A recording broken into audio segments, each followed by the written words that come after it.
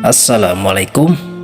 Tong hilapnya wargi-wargi pecinta dongeng Sunda, di subscribe channel dongeng Sunda 24. Hatur nuhun, wilujeng ngadangukeun dongeng Sunda jejer carios siluman monyet dina episode nu katilu.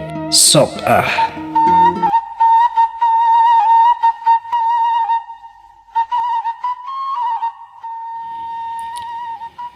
Langit menilenglang katanyona, saenggeus hujan teh malah panas. Ngadukung keur nurek digarawe mah. Dangkal awi di legok sawah meningarung gunung.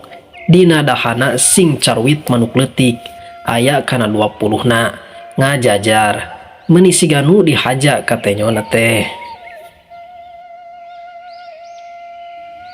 Itu manu poje, mun moal kecrik dikecrik dah. Wah, manyage beunang dikecrik mah tuh. Ceuk Pak Uje. Sok emut ka almarhum Kang Ohim abdi mah Pak Uje kana manuk teh. Sok rajin sia teh mah. Mun aya manuk teh dibanding keur budakna pajarkeun teh. Hehe.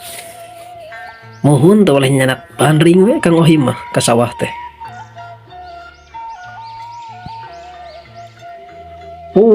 Kula muji ka si eta mah. Ku getolna.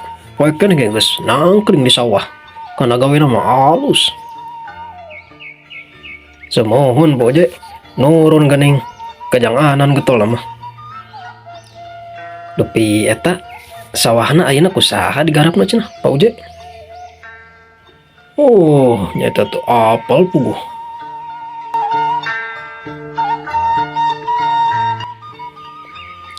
Ku dibarengan ku ngobrol malempang teh teu karasa. Geus aranyog deui ka saung Pak Uje jeung Mang Bisri.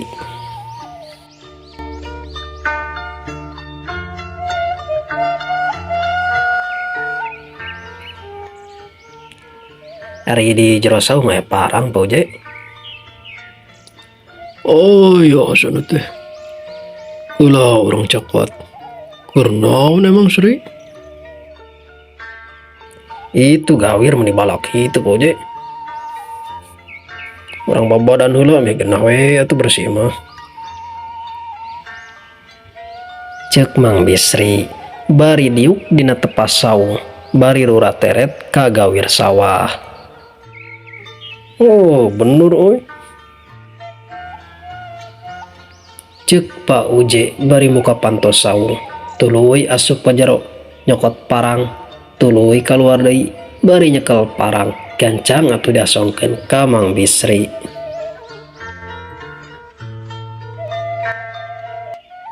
Atuh saenggeus Pak Uje ngasongkeun parang, tuluy harita keneh Mang Bisri turun ka sawah, rek ngamimitian di gawena. Ngababad gawir sawah nu bala ku eurih jeung jukut sejen. Ari Pak Uje harita teh katenyo muru katongo. Sri, sok we digawe mah. Kula rek nempuh heula cai digirang. Asa leutik ieu teh. Ceuk Pak Uje nyelengkeung ti sawah tongo. Mohon Pak Uje, mangga. Temal Mang Bisri.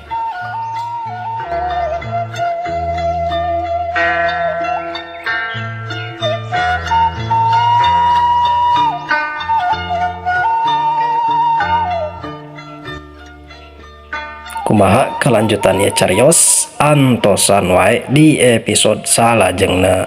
Hatur nuhun.